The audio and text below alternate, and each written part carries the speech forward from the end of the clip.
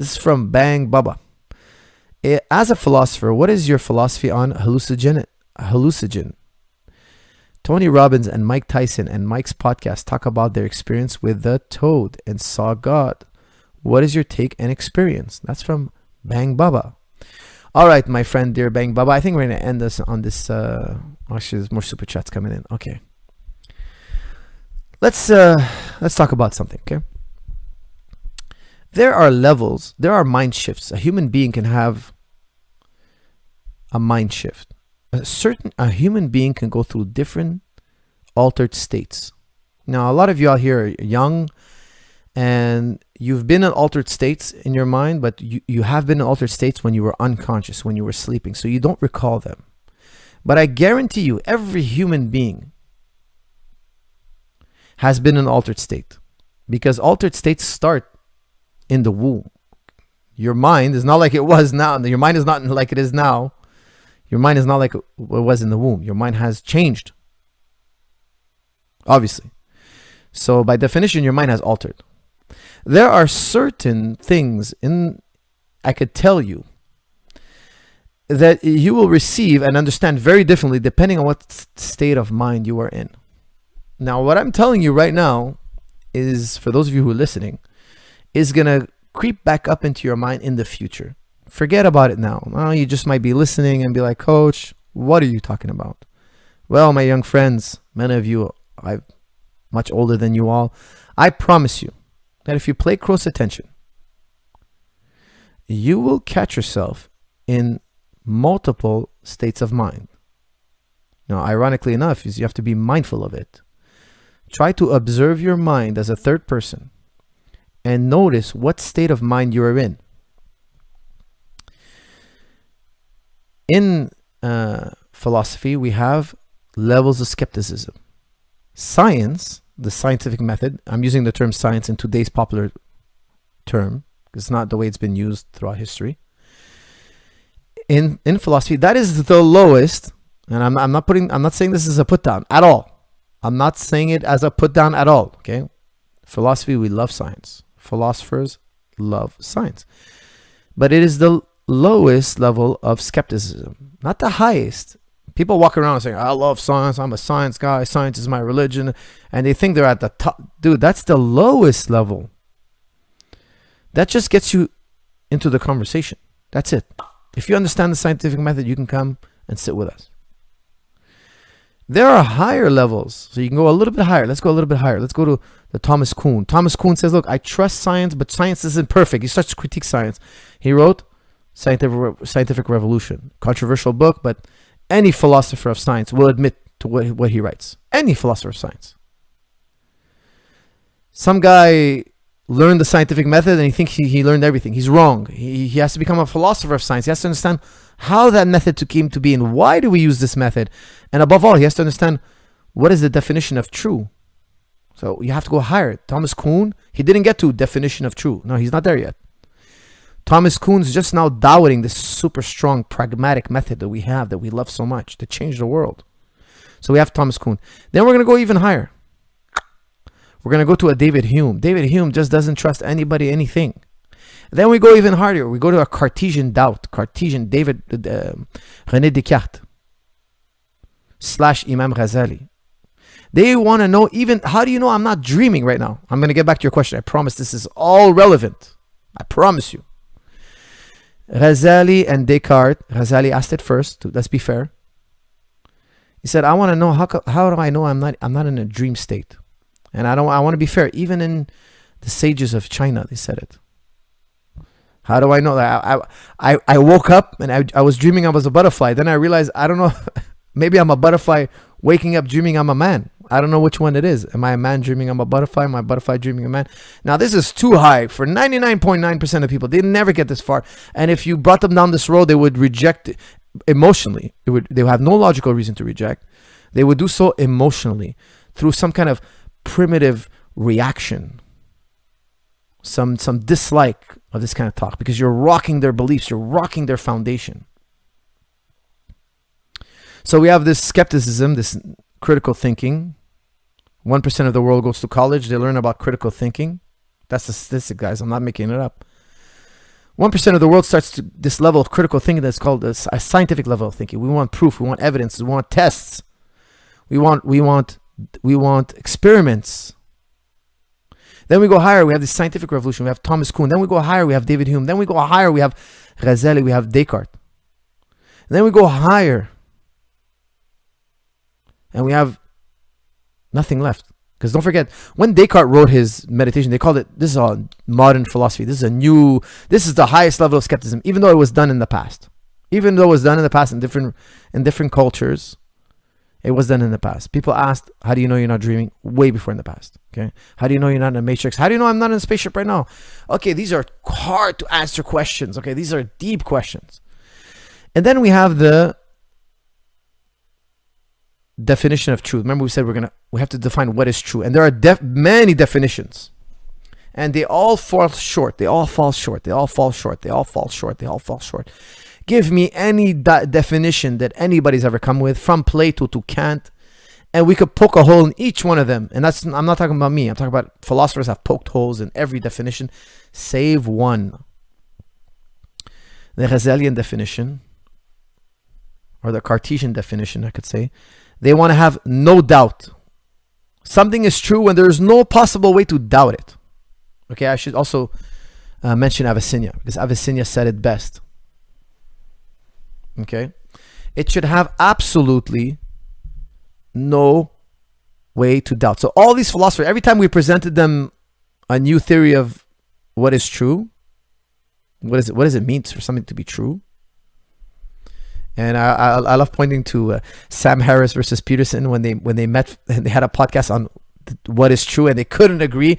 And it was interesting. One thing I should do, guys, if this video gets 1,000 likes, I will do a podcast, a reaction video to that conversation. That way I'll know that I'm not hurting people out there who are coming here for MMA. If you guys want to hear me do a reaction video of any kind, put it in the description. But one I would like to do, I'm just throwing it out there, I'm throwing it in the hat, is I would like to play that video. We could listen to it together and I can help kind of break it down. What are they saying? Why are they saying this? And you know, what's my opinion on it? If you guys are interested to hear it, get this video to 1,000 likes and I will be compelled. I'll have no choice. I'll give you my word, I'll do it. But I'll tell you something. The one definition of truth that I live by personally, and I'll accept something as true, but not true with a capital T, it has to have zero doubt. Zero doubt. Now listen to this, okay? This is why I love Ghazali. He's my favorite thinker. He said, look, I need to have this. This is how serious I am, guys. If you tell me something is true, I have to have no doubt. Ghazali says, listen to what he says, beautiful. He says, if you see an arrow flying towards a target, you have no right to say that arrow is going to hit. Think about it. An arrow rushing towards a target. What speed is it rushing? I don't know, 100 feet per second? Like something crazy, something psychotic. Okay, not 100 feet per second, but you get what I'm saying. It's blindingly fast. He's saying if you see it flying through the air, you have no right to say it's going to hit that target. And the reason why he says that is brilliant. You guys are probably thinking, oh no, it makes no sense. No, it makes total sense for philosophers. If you're hearing this and you're a philosopher, and you don't agree, you're poorly trained. If you understand, God bless you, you're the 1%. He's saying, look, anyways, I'm not going to get into it. It has to do with the problem of causation. He's saying something so brilliant. We're talking about like an epic level of understanding. And he's saying, look, I need to know something with complete certainty. 100%. And that level of thinking, it brings you to something called, and I'm getting back to your question, I promise you, I haven't forgot Bang Baba. Believe me, I did this whole turn just for you, Mr. Bang. All of this is for you. He said, look, you get to this level where everything is doubtable. Everything has doubt. Everything has doubt. Except this one last thing. Everything is melted away. Even my own self, like for instance, we can't even say what a person is. Like if you try to define the essence of a person. Now, what is the essence? Let's define essence, okay?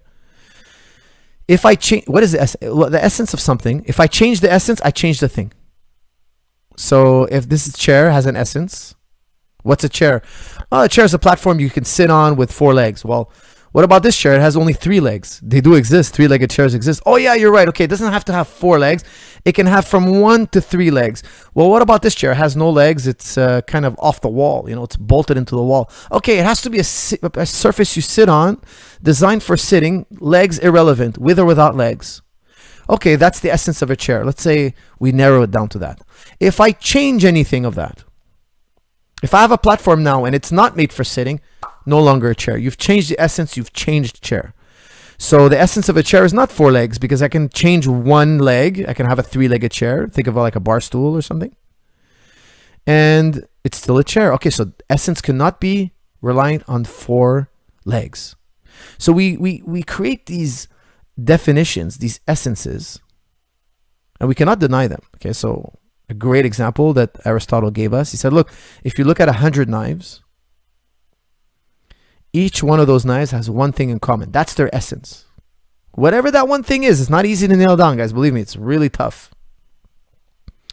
All of Plato is, I should say most of Plato is trying to nail down what an essence is of various things. And we just, at the end of the book, we're like, hey, we're not sure. For the vast majority of the attempts Plato goes for. Okay. And when we try to give the essence of what a human being is, it is very difficult. I'm not going to go down that road because that's going to be a tangent for another day. We're going to talk about what is the essence of a human being. What makes a human being a human? Like if you built a machine that's exactly like me, a robot. It's got eyes for cameras. It's got a brain for a computer. It's got a computer for a brain, I should say. It's got sheet metal for skin. It's got oil for blood. It's got a pump for a heart. It doesn't have a flesh heart. But it's exactly like me. It's designed like me. It talks like it does everything. But you wouldn't say it's human. Why? What's the difference? Well, it's missing something. So anyways, we'll put that on the side for another day. That's an interesting topic for another day. But the skeptic will go so far, he'll reach a level we call mysticism. That's the truth. People hate to admit this. They hate hearing it. I don't know why. Don't ask if you don't want to know. But mysticism is the highest level of skepticism. This is where you only accept one thing. There's only one thing left, okay? And it has to do with God, okay? A lot of people are not going to like me to say this. But these men that are taking these drugs, and I don't recommend you do that. You can get there naturally. These men who are taking these drugs, what I've noticed, that sometimes they say or write things down that a mystic would write or say. Now, when I read the writings of a mystic, I could tell you that I understand to a certain degree what they're trying to say. And to another person, he doesn't understand anything. Like he's like, that's just babbling. I don't hear babbling. I hear something very profound. However, I've also seen, I was funny because I was talking to my wife about this the other day. We're watching a long time ago, we were watching a show about intervention, and this girl was like so in the drugs. So I'm telling you, I don't even want to describe it, how bad it was. And they were showing you some of the things she wrote, some of the graffiti, and it was very profound stuff. Why? Because when you go into drugs, I wouldn't know, but I'm assuming you go into an altered state where you see things completely different. What seems rational to you now and what seems irrational to you now in this state of mind is completely different when you're in that altered state. What once seemed irrational makes total sense. This is what's scary about altered states. And what seemed rational makes no sense to us now in this new altered mind. Sometimes somebody says something, and because you're in a particular state of mind, it sounds ridiculous or profound. The human mind, the way whatever state of mind you're in, can dramatically affect how you perceive the world around you or new information coming in. There is a particular state of mind, gentlemen, if you're listening, where everything is vapor and there's only one thing left. Everything else is vapor. Everything is vapor. Everything can be doubted except this one thing, this one last thing that if you try to doubt it, you'd be proving it. Think about it. Can you doubt that you're doubting? Some people tell me, I doubt everything. Can you doubt that you're doubting? You can't doubt that you're doubting. If you doubt that you're doubting, then you're proving that it's like, it's a paradox. So you can never say, I believe in nothing, and you can never say, I doubt everything. Because then you'd have to doubt that you're doubting. That means that you subconsciously believe. You have a doubt that you actually think that you might know something. So we come to this paradox, but it's a lived paradox. That's all I could say. the toad, you lick a toad and you get high and you see all these freaky things. I think personally, it gets you in that altered state of mind. It forces you in that altered state of mind. Even though you're not a philosopher, even though you didn't climb that ladder. What I'm trying to say is human beings climb that ladder. They go from skeptic to ultra skeptic till there's one last thing they can't doubt. A very interesting book written on this is The Niche of Lights by none other than Ghazali. Nobody's ever written it down. In my opinion, from all the books I've read, nobody ever got as far. Descartes came close, and in my opinion, Descartes read Ghazali 100% because some of the things are very extremely similar. Let's not forget, Ghazali wrote 600 years before. And Descartes kind of slips up. He says, listen to what he says. He says, I think, therefore I am. I think, I, me. Then Nietzsche comes back later on and says, look, the I is a presupposition. A discussion for another day, guys, because we're an hour, 24 minutes deep. But I think is a presupposition. You haven't proved the I. What is the I? Who is this I? And we try to find the essence of a human being. It slips out of our hands. It turns out that it's nothing but vapor. The human conception of who we are. I wouldn't like to use the term vapor. I would say it's information. Human beings are a type of information. Now, really interesting because we've had these discussions for thousands of years. If you read the literature, like for instance, if you look at Pythagoras, he believed that everything is number. What is number? Number is information. He totally disagreed with Democritus. Democritus thought there was only atoms and the void. There's this thing called an atom. Another discussion for another day. We'll talk about the atom one day. We'll do a whole episode on the history of the atom. The atom and the void. There's these building blocks bouncing around in the universe, and that's all there is. And then Pythagoras says, no, that's just an illusion. What's behind those atoms is information, numbers. Those atoms are a byproduct of the mind, and the mind only understands numbers. There's no actual atom out there. Fast forward 2,500 years later. Heisenberg and Schopenhauer. Schopenhauer saying an atom is like a, almost like, you know those drawings they give you of an atom. It's like like one body orbiting another. You know that drawing they give you an atom. And Heisenberg is like, no, atoms are unknowable. They're information. They're akin to mathematical equations. That's all they are. Similar conversation, not identical. I'm not going to say it's identical. But look, 2,500 years later, so it's in our modern day, we're still having these debates. Is the world vapor, information? Plato says the world is vapor, it's information. Aristotle, another great two opposing schools of thought. Okay, these opposing schools of thought can be found generation after generation. Aristotle, look, the world is biology. The world is nuts and bolts. Then you have all this mind stuff. Plato's like, no, the whole world is mind. Then you have these nuts and bolts. And these nuts and bolts, they're really just mind. You have idealism all the way up to Leibniz. All the way up through all the ages till today. We still have prominent philosophers that are idealist versus materialist versus dualists. A talk for another day. Very interesting and profound stuff. Fun stuff to talk about that I like to do only deep in the show, guys. First, we talk about fitness, fighting, and all that stuff. And then for the diehards who are still around, we could talk about anything, absolutely anything you want. I hope you guys enjoyed this video. And look, I will promise to keep my word. If this video gets 1,000 likes, I said I was going to do a video. I'm going to do a reaction video to Sam Harris and Peterson, because I listened to it and I could tell you something that I feel I could add to the conversation. I would love to sit down and talk to one of those guys one day for fun. And I think we can have a very fun and interesting, exciting conversation for you guys. And as well, I will be willing, I'm more than happy to learn as always and share any information I have. Now, with that said, guys, if you want to see me do any reaction video, give me some good ideas, to keep this channel fun for you guys. Give me any ideas on any reaction video you want. I'm looking forward to doing it because after playing that video today, I feel like I could talk, I could watch and talk. I know how to push the buttons now. So in the future, I could set up any reaction video and we can add a new dimension to this channel. And any cool video you guys see, put it in the comments, send it to me on this episode. Say, Coach, check out this video. You have to